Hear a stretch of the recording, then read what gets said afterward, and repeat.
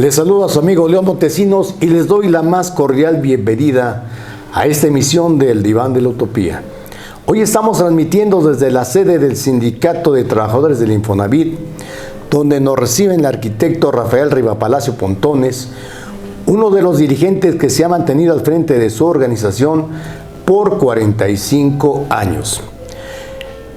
Él entró muy joven a trabajar en 1973 a la institución, apenas a un año de fundada en 1972. Su ascenso a la Secretaría General fue meteórico. En 1975 ya era representante sindical y en 1976 llegó como parte de los 3 representantes de la Secretaría de Finanzas, pero una decisión en el Comité Ejecutivo General en 1976 lo dejó como encargado de finanzas de su organización, para ser ratificado en diciembre de ese año en ese cargo, y más tarde, en 1977, fue electo secretario general.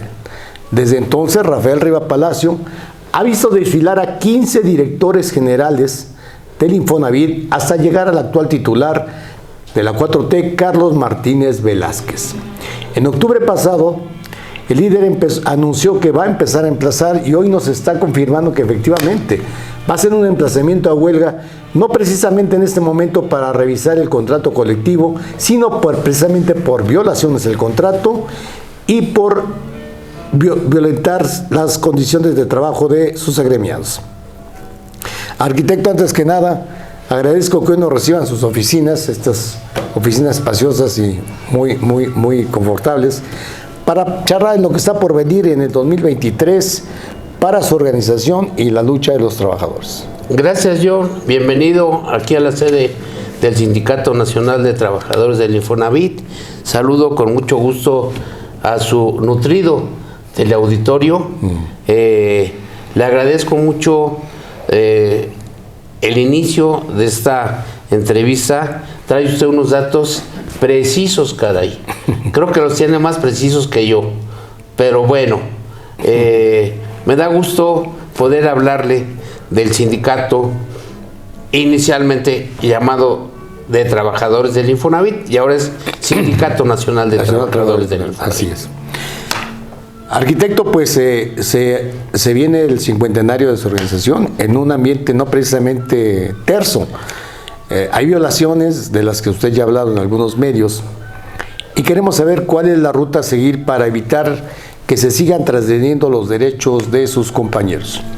Sí, mire, aquí en el Sindicato Nacional de Trabajadores del Infonavit tenemos básicamente conceptos importantes en nuestra declaración de principios. Primero, la unidad. Segundo, la democracia. Tercero, la libertad de expresión. Cuarto, la autonomía, ¿verdad? Y con todo esto hemos tratado de que hagamos un sindicato fortalecido. Esto nos ha permitido llegar precisamente a 50 años de vida. El 12 de enero el sindicato habrá iniciado sus trabajos. Fue la primera asamblea del sindicato, la asamblea constitutiva, y en ese entonces se formó un comité nacional con los estatutos y demás. 12 de enero de 1973. 73, sí. Exactamente, Leo. Y a partir de ese momento, pues ha habido una trayectoria interesante en el sindicato. El primer comité ejecutivo nacional estuvo integrado por hombres y mujeres y estuvo encabezado por el compañero Juan Mejía Mendoza. Posteriormente hubo la renuncia del compañero Juan Mejía Mendoza, entró por un tiempo, porque así lo demandaban los estatutos, el compañero Juventino Castillo Hernández. Posteriormente se eligió al ingeniero Antonio Medina de Anda, que hace unas semanas falleció, y posteriormente su servidor llegó a la Secretaría General, efectivamente en marzo de 1977. Llegué por una época relativamente pequeña, pero pues poco a poco se fue consolidando no mi postura, ni mi posición, ni mi persona, sino el sindicato, el Comité Nacional. Y a partir de ello, pues no nada más sentíamos que éramos un sindicato independiente y autónomo, sino que estábamos aislados. Y por ello buscamos 3 organizaciones en aquel entonces que aglutinaban a una serie de organizaciones sindicales. ¿Cuál? La UOI, o Unión de Obreros Independientes, que tenía Juan Ortega Arenas, el Sindicato de Obreros Libres, no recuerdo quién estaba en aquel entonces, y el Congreso del Trabajo.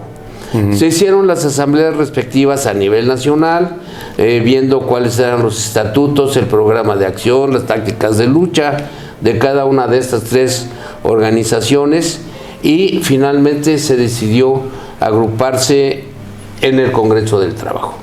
Aquí en el Congreso del Trabajo, el Sindicato Nacional de Trabajadores del Infonavit ha ocupado por 3 ocasiones la presidencia de dicho Frente de Trabajadores. En épocas no muy sencillas. La primera fue con de la Madrid, si no me recuerdo. Exactamente, con el licenciado de la Madrid, en 1986. Tomó posición el sindicato en la presidencia el 18 de febrero, aniversario de la fundación del Sindicato del Congreso del Trabajo, y el 19 se vienen los precios del petróleo al suelo. Y en ese momento pues hubo que cerrar filas en el país. Cerramos filas gobierno, empresarios, trabajadores, intelectuales, periodistas, todo el mundo cerró en beneficio de México. Arquitecto, si me permite, toca usted un elemento histórico que creo que es importante precisar hoy. En esta época, el hoy presidente de la República ha dicho que en los gobiernos neoliberales, que empezaron precisamente en el sexenio de Miguel de la Madrid, se dio una contención laboral, alegando que si se aumentaban los salarios se disparaba la inflación. Y esto pues lo vimos, y esto no es ningún secreto a voces, que pues se les pasó la mano porque los salarios quedaron hasta la cola y los precios quedaron aquí.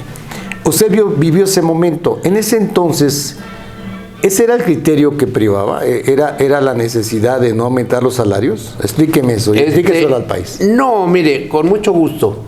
En aquel entonces, para ser más preciso, le quiero decir que los salarios mínimos se aumentaron 5 veces. 5. En un año. Pero aparte, es una falacia de que el incremento a los salarios es una cuestión que va en contra de la inflación y que provocan inflación, etcétera. La prueba es que ahorita se han aumentado los salarios últimamente y la inflación está por abajo. O sea, son factores externos. Los precios del petróleo, las economías mundiales, la paz, la guerra, etcétera. O sea, hay muchos elementos en los que puede uno decir, hay inflación por esto y por el otro. Entonces, en aquel entonces, 5 veces, quiero insistir, se incrementaron los salarios. ¿Qué pasaba? Se incrementaban los salarios y se tomaba como pretexto para subir los precios. Pero de ninguna manera acepto ni aceptaré que son los salarios los que causan la inflación. Arquitecto, en el gobierno de la 4T se ha vuelto costumbre que muchos funcionarios de diversas dependencias, bajo el argumento precisamente ahora de la austeridad, han tratado por todos los medios de anular prestaciones y otros beneficios a que tienen derecho los trabajadores. ¿En el caso del Infonavit ha pasado esto? Hasta ahorita todavía no. No se han anulado prestaciones, pero sí se ha dado un fenómeno que, pues, basado en esa idea, en austeridad, ya no se han hecho distintas actividades. Sin embargo, es una austeridad malentendida desde mi punto de vista. ¿Por qué? Porque haga de cuenta que está procurando ahorrar, pero ahorrar en cosas que no les representa pues un beneficio común y va en contra de los trabajadores. Voy a dar un ejemplo. Vamos a decir que hay una plaza vacante sindicalizada. Entonces, para ocuparla, esa plaza se tardan meses, 5 meses, 6 meses. Entonces, bueno, pues para ellos es un ahorro no pagar a un trabajador o a una plaza 6 meses. Pero para los trabajadores, pues verdaderamente es un insulto, ¿no? Bueno, y para el público usuario, que también son trabajadores. Mire, es un punto que nos interesa o me interesa mucho que conozca el criterio del sindicato del Infonavit y que lo conozcan también las personas que nos están escuchando y viendo. Hacer una huelga en el instituto es atentar contra los trabajadores. Porque el instituto es de los trabajadores, no es del gobierno. El gobierno no pone un solo centavo en el instituto, aunque hay muchas personas que creen que somos trabajadores del gobierno. Somos trabajadores independientes, no pertenecemos a ninguna central, a la FED, no somos trabajadores del gobierno. Nuestro salario, nuestras prestaciones, ¿de dónde vienen? Pues del 5% que los patrones mandan al instituto en favor de cada uno de sus trabajadores. Hacer una huelga en el Infonavit es hacer una huelga contra los trabajadores. Entonces, estamos empezando a ver, y no voy a dar todavía la información, me disculpa usted, mecanismos, porque la huelga no es contra los trabajadores, es contra la administración, que no está cumpliendo. Entonces, pues, los trabajadores que vienen Pero arquitecto, si ustedes no hacen huelga, pues los funcionarios que cómodos, ¿no? No pasa nada, no sucede nada, y pues todos están felices y contentos, ¿no? Y no solucionan desde la parte oficial los problemas que tiene el sindicato, ¿no le parece? No, porque no estamos de acuerdo tampoco en que venga un trabajador a solicitar un crédito para vivienda, vamos a decir, porque en lugar de que se nos otorgue un salario de un 5%, nosotros queremos el 6%, y como no nos los dan, vamos a ir a huelga. El trabajador que viene por un crédito, por su fondo de ahorro, decir, oiga, no puedo obtener mi fondo de ahorro, ni tampoco puedo obtener mi crédito, porque ustedes quieren un 1% más de administración, si el dinero es mío, ustedes están comiendo y tienen salario, prestaciones, familias, educación, vivienda, por nosotros. Claro. Entonces tenemos que buscar, como le digo, el mecanismo contra la administración, no contra los trabajadores. Arquitecto, si me permite, amigos de Cananea TV, vamos a nuestro primer corte. Le recordamos nuestras redes sociales que están apareciendo en pantalla y los invitamos a suscribirse a nuestro canal de YouTube. Regresamos. Restaurante Río Deva. Cocina nacional e internacional. Disfrute además de su bar y selecta cava de vinos. Cada espacio, diseñado para esa cita especial o ese encuentro familiar o de amigos. Lo esperamos en Ignacio Ramírez 11, Colonia Tabacalera, a un costado del Monumento a la Revolución. Restaurante Río Deva.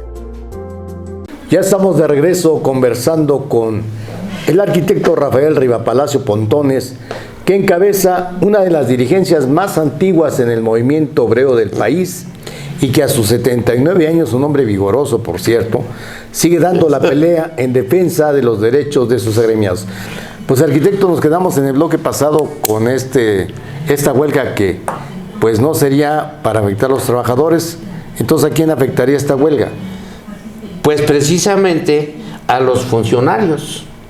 Yo creo que a ningún funcionario le gustaría que estuviera marcado en su gestión por una inconformidad de los trabajadores y menos por una huelga. Yo diría, pues vamos a cerrarle las puertas a la dirección general. O sea, no dejarlos entrar a trabajar, a los funcionarios. A los funcionarios. Ya. A los funcionarios.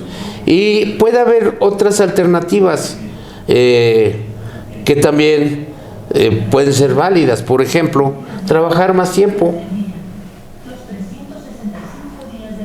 Yo considero que hay trabajadores que vienen al instituto a hacer algún trámite y de repente tienen que pedir un día en su trabajo para poder venir a hacer el trámite. Sí, claro. Y si no lo hacen en el día que viene, tienen que pedir otro. Entonces mejor, ¿por qué no buscamos las alternativas para servir mejor a los trabajadores, a nuestros hermanos de clase, a las gentes de las que vivimos? O sea, oiga, arquitecto, pero ¿usted cree que sus trabajadores, sus bases, estarían de acuerdo en decir, vamos a hacer una huelga y en lugar de trabajar 8 voy a trabajar 12 horas? ¿Sabe qué? Sí. Si no, pues ¿para qué lo platico? Le comento porque usted lo sabe, la huelga del 77, pues los trabajadores dijeron no queremos huelga. No hay ese riesgo ahora de que digan, sometamos a votación, pues sí, arquitecto, pero pues vamos a trabajar 12 horas en lugar de 8. Sí. Mire usted, nosotros, y quiero ser muy claro, durante la pandemia no cerramos. Nada, ni un día. Estuvimos trabajando a riesgo de que pues, pudiera haber mayor contagio. Nosotros trabajamos todo el año. No le voy a decir como decía por ahí una persona que me causa mucha ternura. Decía, trabajamos los 365 días del año y algunos en la noche. Todos los 300, todo el día y algunas en la noche. Entonces, pues, no, pero lo que sí le puedo decir es que hemos llegado a trabajar tiempo fuera de la jornada de labores y no cobramos horas extras. Y eso sí está, por un lado, bien, pero por el otro lado está mal. Porque cuando no cobramos horas, entonces la patronal, ¿qué hace? Empieza a abusar. Se hacen ferias en el instituto, sábados, domingos, y el trabajador va con mucho gusto. Si hay conciencia de clase, nuestros compañeros, nuestras compañeras tienen conciencia de clase, tienen conciencia de qué somos. Muy importante lo que dice usted, arquitecto, conciencia de clase. Porque al final de cuentas todos son trabajadores, sí, asalariados, sí, que muchas veces muchos líderes pierden ese contexto. Se vuelven líderes de pedigrí. Digo, usted lo sabe, el Congreso del Trabajo llegó en su momento y se le ha criticado mucho eso, que se volvió una élite, que se alejó mucho de los trabajadores, del sentir de los trabajadores, ¿no? Pero volviendo al asunto, arquitecto, a ver, ¿qué le dice respecto el director Carlos Martínez Velázquez? Ya platicó con él, ya le puso sobre la mesa, director, aquí hay una funcionaria que está abusando en recursos humanos de esto, que es la licenciada, si no me recuerdo porque tenía el nombre, Gabriela Ivonne Rosales Ortiz, sí, que es la que está haciendo este alboroto con sus empleados. Pues sí lo está haciendo. Yo creo que hay que decir las cosas como son. Si ella dice que está basada en la ley, pues será en su ley, y en el contrato colectivo, pues será en su contrato colectivo de trabajo. Porque aquí la cláusula sexta del contrato colectivo de trabajo es muy clara y dice que cualquier asunto laboral, individual o colectivo debe de ser tratado con la organización sindical. Y es precisamente lo que no hacen. De repente dicen, ahora vamos a hacer esto. Ahora, ¿qué dice Carlos Martínez, el director general? Pues precisamente para esto es el emplazamiento a huelga, para que diga, a ver, ¿qué es lo que va a pasar? O sea, no ha dicho nada hasta el momento. Porque no le hemos dicho nada, ¿verdad? Pero a ver, arquitecto, qué grave, porque los medios de comunicación ya han difundido esto. ¿Cómo es posible que un director de una institución como el Infonavit no se esté enterando de lo que está pasando con sus funcionarios? Pues sí está enterado, pero yo considero que está esperando el mejor momento para que nos pongamos de acuerdo. Ahora, esto trae una cuestión muy interesante, porque nuestro contrato colectivo de trabajo que vigente vence el 21 de enero. Entonces, primero vamos a emplazar a huelga al instituto por violaciones y después vamos a emplazar a huelga al instituto por violaciones, si es que no se han corregido, y por revisión salarial. O sea, nos vamos a ir en huelga de aquí hasta que resolvamos. Y si no resolvemos nosotros, pues que la autoridad resuelva, que para mí sería muy penoso, que no podamos ponernos de acuerdo, el director general, sus funcionarios y el secretario general y los dirigentes, y que nos ponga de acuerdo otra gente, por favor. Mire, nosotros en el 2007 firmamos un convenio con el instituto. ¿En qué consistía este convenio? Y fue precisamente el 12 de diciembre, un día muy guadalupano. Sí, que el incremento salarial en ese momento y en un futuro iba a ser lo que fuera la inflación o lo que fuera el índice nacional de precios al consumidor o el incremento, perdón, a los salarios mínimos, lo que fuera más alto. Si el índice nacional de precios al consumidor o la inflación fuera del 10%, va. Pero si los salarios mínimos subían el 15%, iba a ser el 15%. Sin discusión, ya. Así estaba. Y así lo aceptamos. Trabajadores y administración, y el tripartismo también, el sector obrero y el sector empresarial. Así se aceptó. Pero ahora ya no. Ya dijeron, no, ahora ya no. Ahora es de otra manera. Entonces, pues bueno, son cuestiones que creo que para nosotros implica que tengamos también que cambiar nuestras estrategias y nuestras prácticas de lucha, ¿verdad? Arquitecto, parece también otro elemento muy significativo que está pasando en las relaciones laborales de muchos funcionarios en muchas dependencias, que le dicen al trabajador, es que la austeridad marca esto, es que la austeridad dice el otro.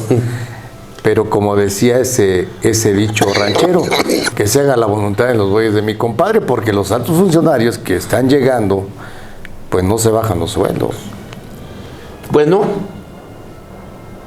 se los bajan. Por eso yo decía hace un rato que precisamente los ahorros y la austeridad viene contra los sindicalizados, no contra los de confianza, que también es una cuestión que nosotros hemos cambiado. Lamentablemente, o así lo dice la ley sin hablar de lamentable, la ley habla de trabajadores sindicalizados y trabajadores de confianza. Aquí en el Infonavit yo quiero creer que todos somos de confianza, al que no le tenemos confianza, pues estamos fritos. Bueno, al que no le tiene confianza, pues es al titular. Bueno, pero en fin, mire, de todos modos, esto pues tiene que ir acomodándose, claro. Tiene que ir arreglándose. Hay muchas, algunos lo conocen por muletas, otras gentes lo conocen por disculpas. El chiste es que nunca se acepta que hay un culpable.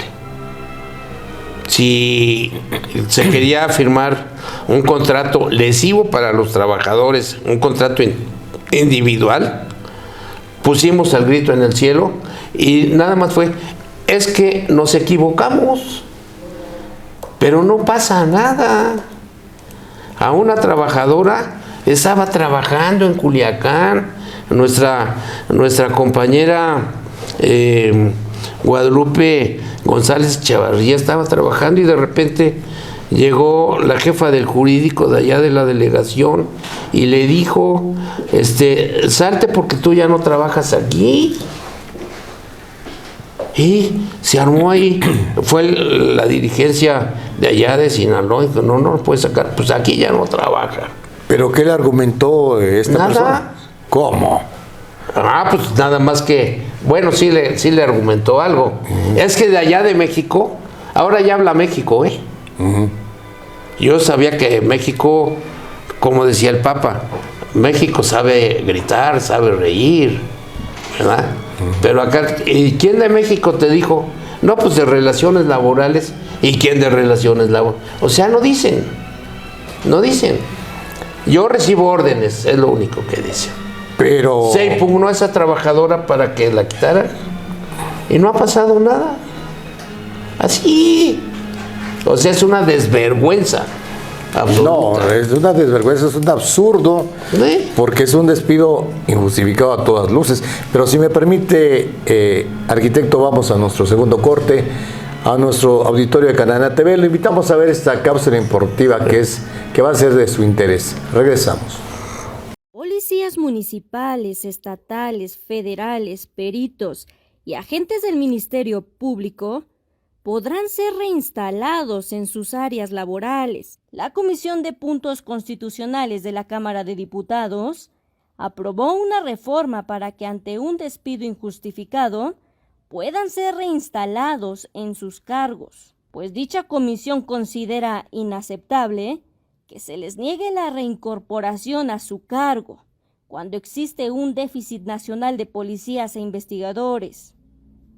Con esta modificación al artículo 123 de la Constitución, la diputada Cintia López Castro indicó que se trata de servidores públicos, que no solo sufren el acoso del crimen, sino también de la autoridad, al estar desposeídos de su derecho laboral de ser reinstalados en caso de ser despedidos injustificadamente. Ya estamos de vuelta conversando en el Diván de la Utopía sobre temas de vital importancia para los agremiados del Instituto del Fondo Nacional de la Vivienda para los Trabajadores, el Infonavit, fundado el 21 de abril de 1972. Pues, auditorios del país, estamos escuchando uno más de los absurdos de este sistema laboral que se está imponiendo en muchas dependencias, porque vimos esta trabajadora que es despedida sin ninguna causa, pero al parecer ha ganado sus reinstalaciones. Son 5, si no mal tenemos más o menos 5 reinstalaciones, porque le asiste el derecho, pero sucede que ese mismo número de casos que gana, nuevamente es despedida. En este país llamado México existen estas incongruencias. Así es. Gravísimas, gravísimas. Así es, y no nada más eso. Mire usted, ¿por qué se puede hacer esto desde el punto de vista? Porque el funcionario que da la orden o que rescinde, pues no paga salarios caídos. Los pagamos nosotros, los trabajadores, así de fácil. Claro, de su bolsa no sale. No sale, qué cómodo, ¿no? Qué cómodo. Absolutamente. Entonces, cualquier cosa, pues así. Segundo, es otra violación al contrato colectivo de trabajo. ¿Por qué? Porque el contrato colectivo habla de un procedimiento. Si hubiera alguna acusación contra la trabajadora, en ese momento, entonces interviene la representación sindical y la representación de la administración. Se va, se pone de acuerdo, no se pone de acuerdo, cada quien da sus puntos, pero ahí ni eso. Nada más es, de repente, tú ya no, ni siquiera la dejan entrar a trabajar. Bueno, ya no a trabajar, al edificio, es un edificio público. A un edificio Qué público grave. puede entrar a trabajar cualquiera. Por supuesto. Entonces, Está violando su derecho al libre tránsito, al libre acceso así como es. mexicana. Así es. Pero nos preguntamos, y que seguramente quien nos está escuchando, líder, se preguntará, bueno, ¿y qué esta señora Gabriela Ivonne Rosales Ortiz, titular del área de recursos humanos del Infonavit, que no sabe que esto es una violación a la ley laboral? O más bien nos preguntamos, ¿conocerá esta señora los alcances de la ley laboral y de la nueva reforma laboral de la 4T? Pues sí los conoce, estoy segurísimo que los conoce, pero no los aplica. Una cosa es conocer, otra cosa es aplicarlos, otra cosa es respetarlos, otra cosa es saber a lo que se está enfrentando.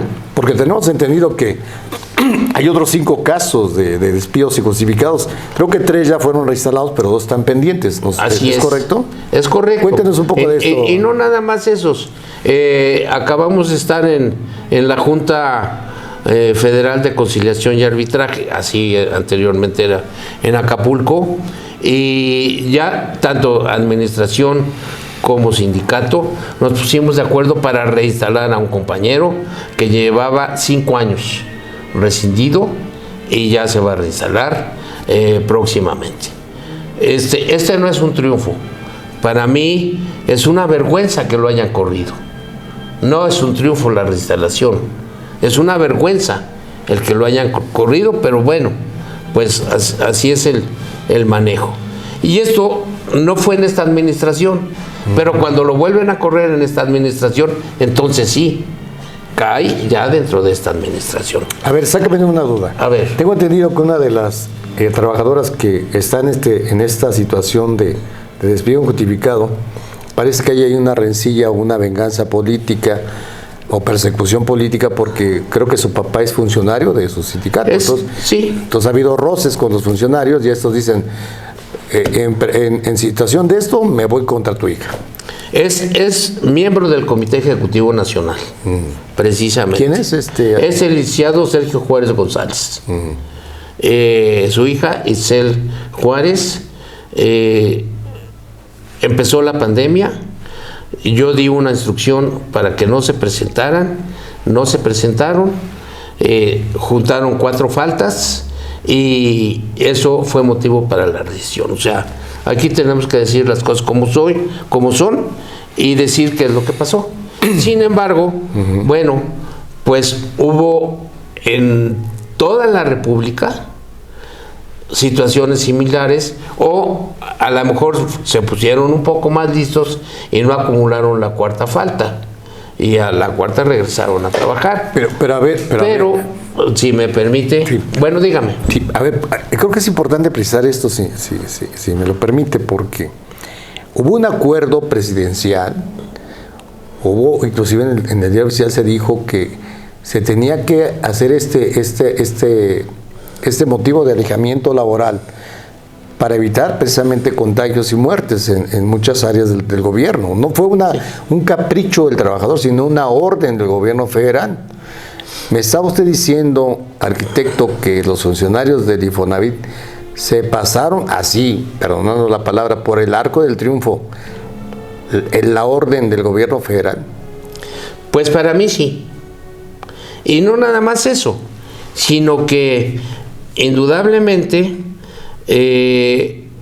esto, pues, ¿qué conlleva para nosotros?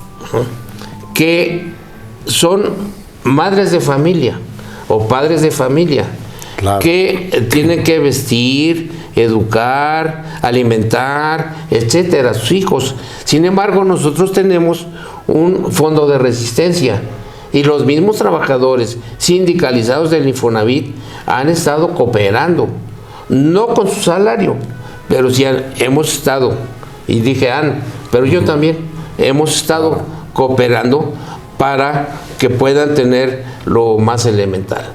Pero si estamos hablando ya de 3 años, bueno, pues creo que ya a todos nos pega. Pero, arquitecto, aquí lo fundamental era salvaguardar la vida de los trabajadores. Así es. O sea, ahí no había excusa de que, oye, vas a faltar. Oye, pues sí, la pandemia dejó miles de vidas perdidas en muchas áreas públicas. Así es. Y precisamente fue por eso que yo tomé la decisión de decir a los trabajadores que se cuidaran sus vidas. Pero vuelvo a insistir en lo que comenté hace un rato. Con todos los cuidados, la salud que tenemos, que necesitamos, estuvimos atendiendo a los derechohabientes. No cerramos las oficinas del instituto en ningún lado del país. Solamente cuando internamente había casos ya de contagio, entonces cerrábamos un día para satinizar todo, ¿verdad? Y que no hubiera ningún problema. Pero eso lo hizo el sindicato. Conjuntamente la administración y el sindicato. Ah, ok, perfecto. Rafael Rival Palacio Pontones, pues estamos viendo este escenario triste porque el trabajador del Infonavit se ha puesto la camiseta por los trabajadores que son, a final de cuentas, sus compañeros de clase y parece que no ha habido respuesta de la autoridad. Pero queremos que nos precise algunos asuntos interesantes, porque hay situaciones que beneficios al trabajador que no están contemplados en el contrato colectivo y que a mi punto de vista muy personal, lo quiero decir porque luego empiezan situaciones que no, constituyen un gran avance a la seguridad social de este país. Si no mal recuerdo, había un programa que se llamaba Estancias de Día. Casa de Día. Casa de Día, y le quiero comentar rapidito, auditorio, son centros donde la gente de edad, la gente de la tercera edad de los trabajadores, familiares de los trabajadores, sus padres, pueden pasar tiempo de calidad y de recreación. Así es. Y también había un programa muy parecido para los hijos de los trabajadores, o existe todavía, existe. No lo sé todavía. Pero esto no está contemplado en el contrato. No, señor, no está contemplado. Me parece, a ver, corrígame si estoy mal, creo que es el único sindicato en el país que tiene, en el caso de la gente de la tercera edad, que tiene esta prestación, ¿no? Bueno, no conozco otros, pero déjeme, le platico. El primero, el de los niños, es que los papás salían sus hijos de la escuela y pues a veces los tenían que traer al instituto a que estuvieran ahí con ellos, dado que nuestro horario es de 8 a 16 horas y la media hora para comer que marca la ley es de 15:30 a 16. Pero los niños un día se caían, otro día se iban a caer. Entonces, en la administración del licenciado José Campillo Sáenz, junto con su esposa, se hizo este Centro Educativo y Recreativo Infonavit Infantil, a donde se tienen a los niños de los trabajadores. Solo existe aquí en oficinas de México, no es a nivel nacional. Pero les ayuda a hacer la tarea, se les da de comer, se tiene personal apropiado para ellos. Y en la época del licenciado José Francisco Ruiz Macié, director general o exdirector general del instituto, se hizo lo que es la Casa de Día, precisamente para los jubilados, para los papás de los jubilados, porque igual que los niños, muchas veces dejaban a los papás, a los abuelos de los trabajadores, solitos en casa. Entonces, los juntamos aquí y ahí les están dando manualidades, les dan de desayunar, les dan de comer, les dan clases, les dan actividades deportivas, el cachibol, o sea, es algo muy importante. No lo tenemos en el contrato, pero hasta ahorita, desde estas administraciones hasta nuestros días, han sido bien vistos por quienes llegan a dirigir. Y actualmente la administración se los ha respetado. Sí, señor. Bueno, qué bueno que esto se salve del cuchillo de la austeridad. Si me permite, arquitecto, vamos a nuestro último corte. A nuestro auditorio de Cadena TV le recordamos nuestras redes sociales que están apareciendo en pantalla. Regresamos.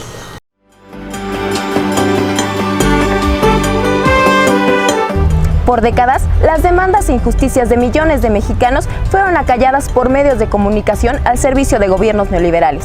Las redes sociales abren un espacio para construir un nuevo modelo informativo que visibilice y dé voz a aquellos sectores que esperan un verdadero cambio en las políticas públicas. Por ello, nace Cananea TV, un espacio de expresión para los trabajadores, indígenas, campesinos y los grupos sociales que aspiran a un mejor país y a un nivel más justo de vida. Soy Carla Valderas. Soy Adriana Nieto y los esperamos a seguir nuestra programación a través de nuestras redes sociales. Y recuerden que en Cananea TV, la lucha sigue.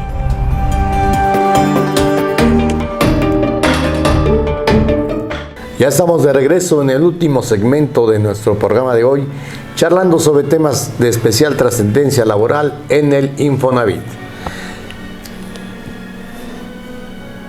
Líder, tenemos entendido que en sus inicios profesionales tuvo el honor de trabajar con arquitectos como Pedro Ramírez Vázquez en proyectos como el hoy Estadio Azteca, la Basílica de Guadalupe, el emblemático Museo de Antropología e Historia. Pero, ¿qué sintió ya como arquitecto, ya como líder en el Infonavit, el ver que se construían unos departamentitos tan chiquitos donde apenas podía entrar un refrigerador o un sofá? ¿Qué pasó aquí? ¿Por qué no se midió un tipo de vivienda un poco más digna para el trabajador?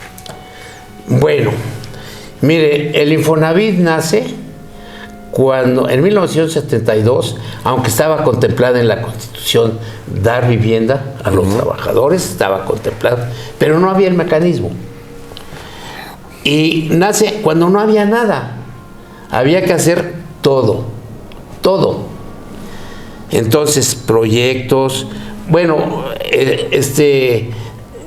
la industria de la construcción, varilla, tabiques, cemento, concreto, o sea, de nada se tuvo que hacer esto, y después de 50 años acepto las críticas porque no hay cosas que no se han hecho bien, pero también me siento orgulloso de haber otorgado más de 12 millones de créditos. 12 millones, en aquel entonces, si multiplicábamos por 5, pues eran 60 millones de personas, la mitad de lo que es la población actual. Ahora, la pregunta es muy clara y no hay que evadirla.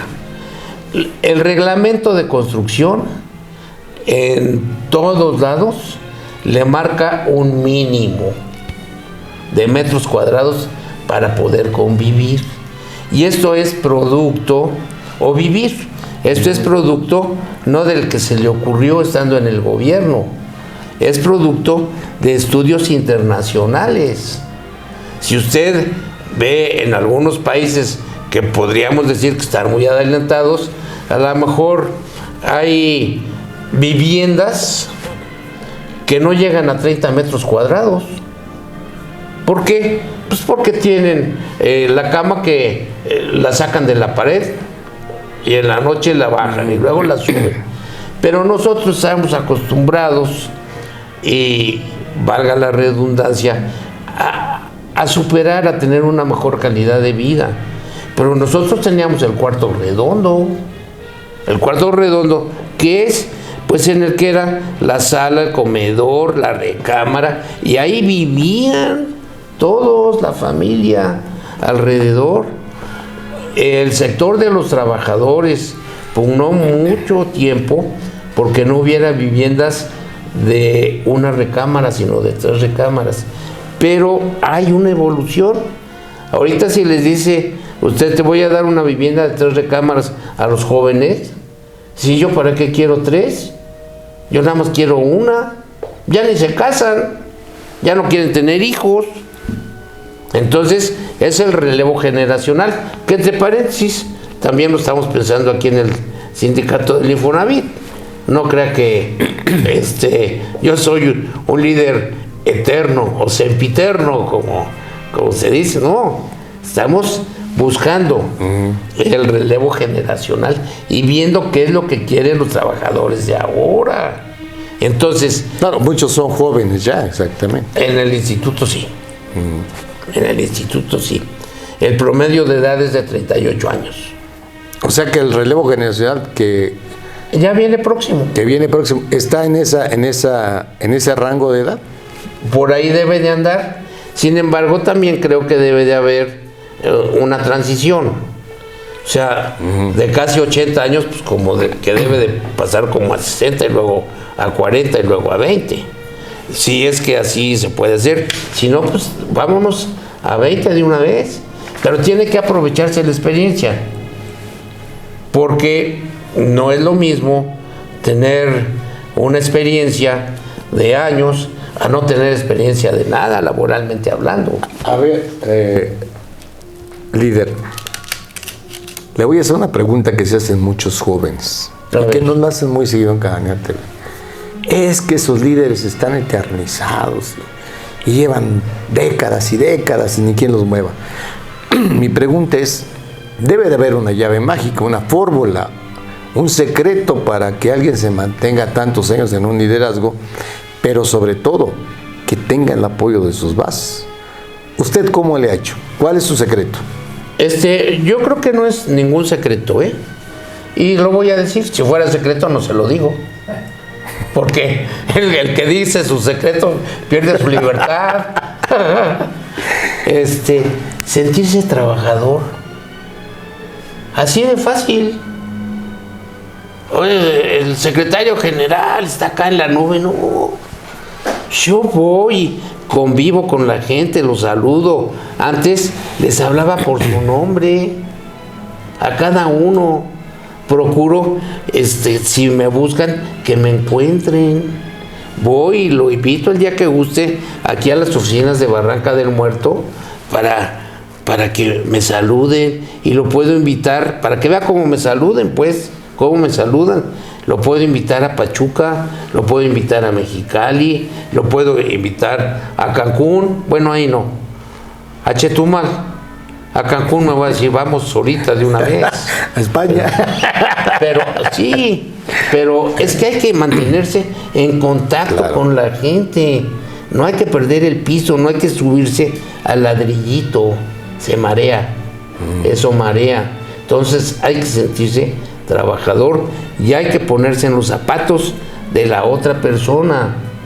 Yo tengo un buen salario, un muy buen salario, dijera yo, pero me tengo que poner en los zapatos del que tiene el salario más bajo en el Infonavit. Claro, pero arquitecto, ¿cómo lo reciben los jóvenes? Esta generación nueva que me dice que ya se prepara un cambio, un relevo generacional. ¿Cómo lo ven los jóvenes ya de 30 años? Le voy a decir algo como que se lo aprendí a un politicazo, así lo considero.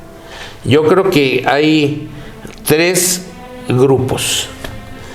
Vamos a decir, el grupo de los que tienen más años en el instituto, que yo diría, ese grupo es del grupo de los que me quieren. Haría un segundo grupo, que son ya los que tienen menos años. Y ese sería un grupo que sería el grupo de los que me respetan, ¿verdad? Y haría un tercer grupo, que es el grupo de los que pues a lo mejor están llegando ahora, y lo voy a decir como tal cual, son del grupo que me tienen miedo. Así, no tengo por qué decirle, ay, me quiere porque soy muy guapo, porque he conseguido junto con mis compañeros y la administración un buen contrato colectivo, ¿no? Yo creo que tiene que haber quien lo quiera, quien lo respete y también que le tenga miedo. ¿Por qué me tienen miedo? Pues no sé. Porque a lo mejor piensan que acercarse a mí es muy difícil, y no. Vicente Garrido tiene una canción que dice que falta el trato continuado y el sabor de las caricias. Entonces, Pues bueno, digo, hablo de abrazos, ¿eh? Sí, claro. O sea, no se me vaya Si no, oye, si no, más miedo le van a tener. Nos corren. Sí, imagínese. Ponen murales. Entonces, eso es muy importante.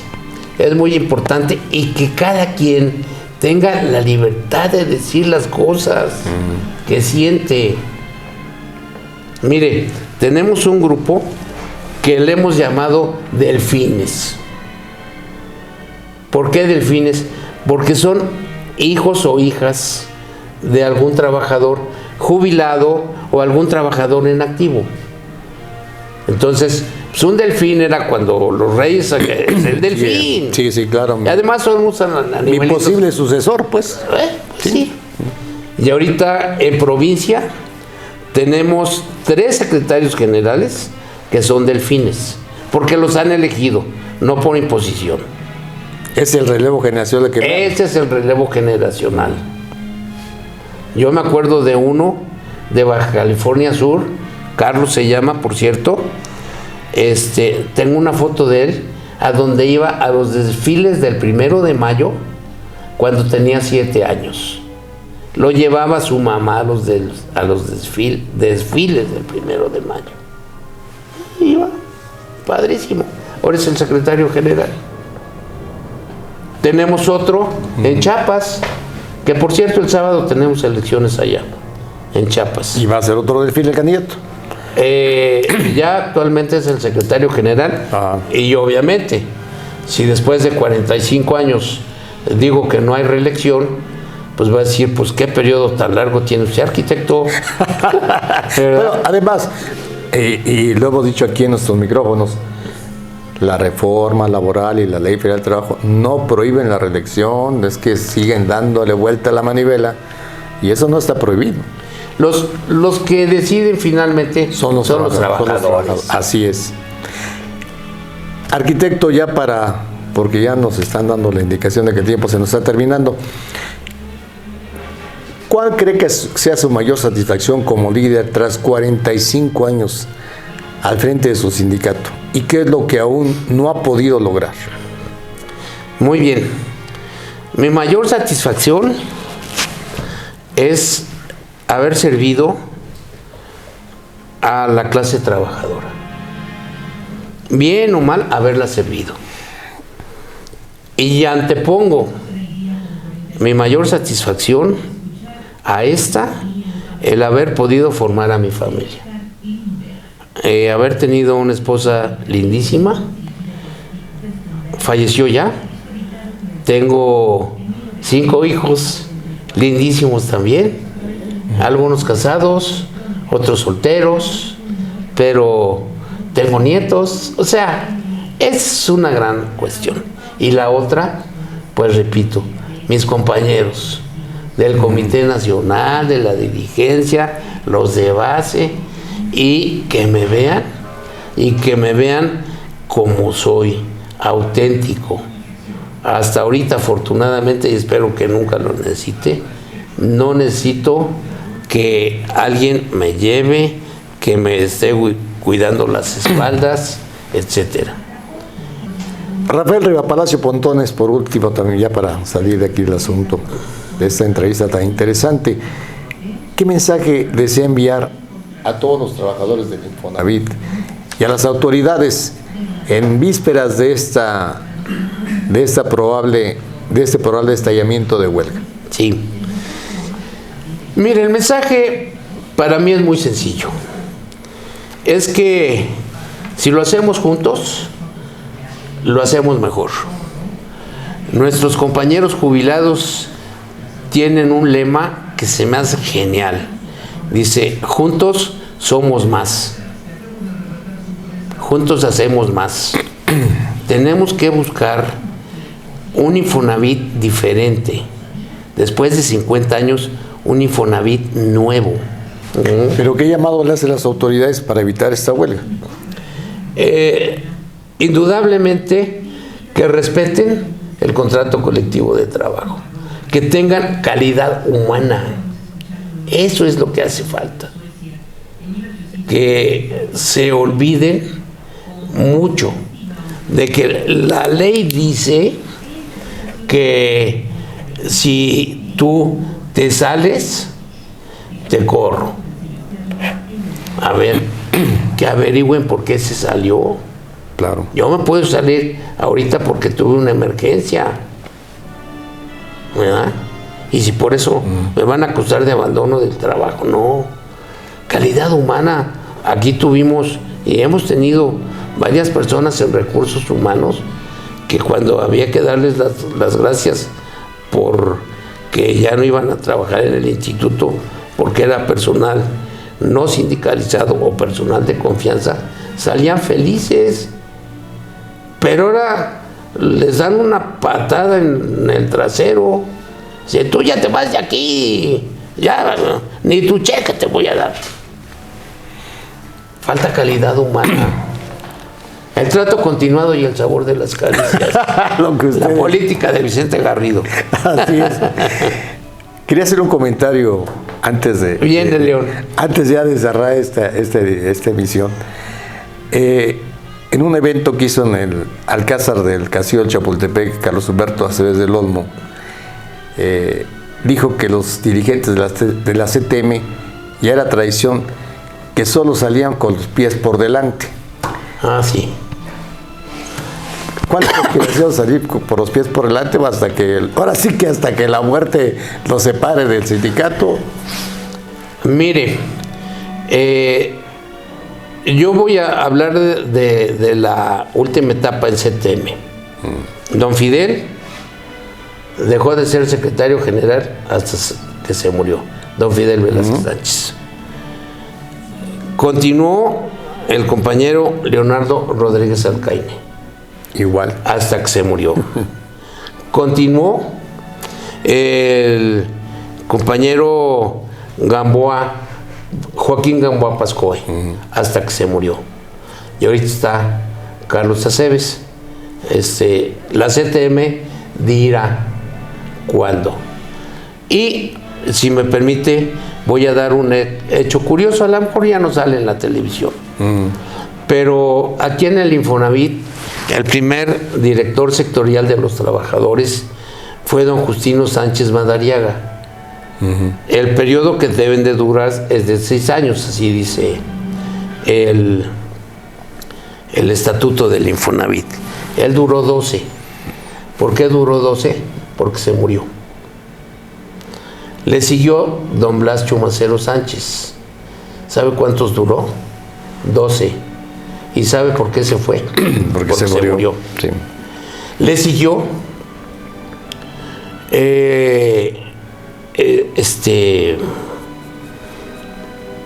¿cómo se llama? Ay, ahorita Javier Pineda Cerino. Igual suerte. ¿Sabe cuánto tiempo duró? 12 años. ¿Por qué? Porque se murió. Después llegó Abelardo Carrillo Zavala. Le platiqué lo de los 12 años. Que renuncia. A los 10 años dijo, yo ya me voy. Además, un muy buen amigo, don Abelardo. Sí, como está aquí en México ahorita. El gobernador de Campeche, el gobernador de Campeche, un liderazo, ¿eh? Claro, así es. Igual que muchos otros líderes, no nada más de CTM, de la CROM, de la CROC, de la CGT, de la CTC, de la COR, o sea. Así es. Pues, por mi parte es todo. Agradezco la hospitalidad que hoy nos brindó el arquitecto Rafael Rivapalacio Pontones. Lástima que se nos fue el tiempo, de veras que esperamos que haya oportunidad de tener otra charla con usted. Hay muchas cosas que platicar, más nos sorprende, es usted un venero de anécdotas y de vivencias, pues que hay que explotar, ¿no? Todavía en otra entrevista, si nos permite. Por supuesto, están aquí las puertas abiertas de la organización sindical. Y sobre todo, déjenme reconocer una cosa, que se lo aprendí a mi señor padre. Lo que más nos ayuda es comunicarnos. Y estar con los medios de comunicación es muy importante. Que ya también han cambiado. Claro. Porque ahora, pues en aquel entonces, mi papá trabajó en XCW. Entonces pues, era lo único que había con don Emilio Azcárraga Vidaurreta en ayuntamiento, ahí sigue el XW. Pero bueno, ahora ya redes sociales. Sin embargo, agradezco mucho a Cananea la oportunidad de poder decirles algunas cuestiones de las que vivimos en el sindicato y que estamos pugnando todavía por una cuestión, por tener el voto universal, secreto, directo, pero por medios electrónicos. Ya lo tenemos así. Okay. Pero queremos seguirlo teniendo. Pues soy su amigo León Montesinos, de mi parte es todo, los espero en nuestra próxima emisión, porque recuerde que aquí en Cananea TV la lucha sigue.